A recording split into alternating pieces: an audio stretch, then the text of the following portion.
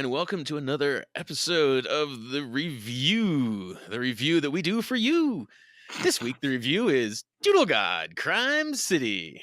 And reviewing this game is myself, Planting42, Warren, and with me, as always, is Chin. Hey, how's it going, guys? And doing pretty good tonight. So, this crazy game, we've played some Doodle Gods before, but this one was a little different. But I guess before we get into that, this is published and developed by Joybits, came out November 8th, 2018 at $6.99 on the US marketplace. TA's got it slated as a puzzle, and I would totally call it a puzzle game. Yeah, not much else it Uh, could be. Yeah, exactly. I mean, it's a matching.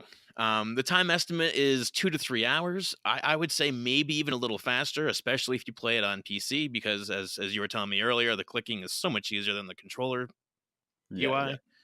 and especially with the walkthrough. If you were playing without it, it might take you a bit longer, but knowing exactly what to do, you'll breeze through it. Exactly. No, totally agree there.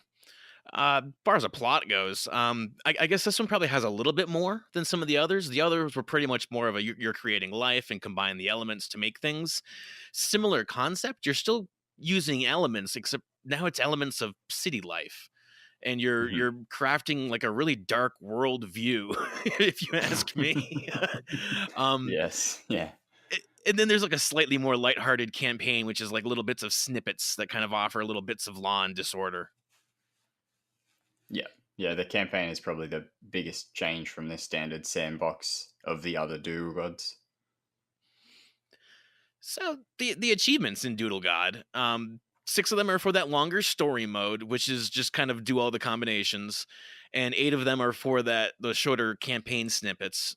There's some of them are for simply doing something, and then some of them are for getting particular amounts of either like law points or criminal points. It's kind of an interesting way to track your progress through the mode, I thought. Yeah, and Um, it's interesting that for the campaign at least, I think the majority of the achievements required you to do it incorrectly. Like you had to do a sequence of events that wasn't the success criteria, which I thought was a unique way of, I guess, making you play that more than once. or perhaps for those that weren't using solutions, trying to make you think more about the combinations you made, because this one it wasn't Yeah, yeah. literally just I'm going to take fire, I'm going to take water, and I'm going to combine them. You're taking things like aspects of criminality, like burglary and a house. And okay, well that's a break in then. Hmm. So it's you're using those kinds of elements to do a little more forward thinking. So I kind of liked that aspect of it, especially just because of the creativity. Yeah, Wasn't yeah, something that was in the definitely. other games. Yeah, for sure. Gameplay, it's just the same as the other Doodle Gods. Unfortunately, the occasional cinematics that kind of introduce the elements you create in the cityscape when you're playing, but the rest of the game kind of boils down to you pick element A using left stick, or if you're lucky enough, a mouse, and you pick element B using your right stick, and you combine the two. And if you've made something, you have created a new element, and then you've got to now find ways to work all those different combinations together to unlock quests, I guess. If you look in the story mode itself, there's different quests that they want you to complete, and you try to do the different combinations to work your way through solving those problems in the city and upgrading the city. It's kind of interesting. Yeah, yeah. There's 6 missions in the campaign, and they vary from, say, there's a gas station robbery that you need to solve, and in a different mission, you'll need to take part in an underground fighting ring, and like there's also a armory case involving cars and stuff that you need to figure out in docks and arresting the right people at the right time and stuff. It's fairly in depth if you're not following a walkthrough. You'd probably have to play it quite a few times because there are just so many different options and paths you could take. No, I would totally agree with that. If you're not using a guide, this would give you a lot more. I guess I don't know the word I Bang want for to your use, but buck. I'm sorry. A bit more bang for your buck, I Yeah, guess. A lot more bang for your buck, true, because of, it with it being a $7 game and you being able to bust through it in 2 hours, but it gives you maybe some more, what's that inherent storytelling? What's that PUBG Oh, thing? emergent. Emergent storytelling, there we go. You can create your own stories by being your own mafia boss, running Yeah. running a it's just crazy. The things in this game that you have to do. The majority of the combinations I would say are fairly straightforward. There's a couple that I would never have considered putting together. So Hmm. Yeah, yeah. I would recommend the guide, especially if you're just kind of trying to go through it on your own and there's a couple you're just knocking your head on. Maybe give that a shot.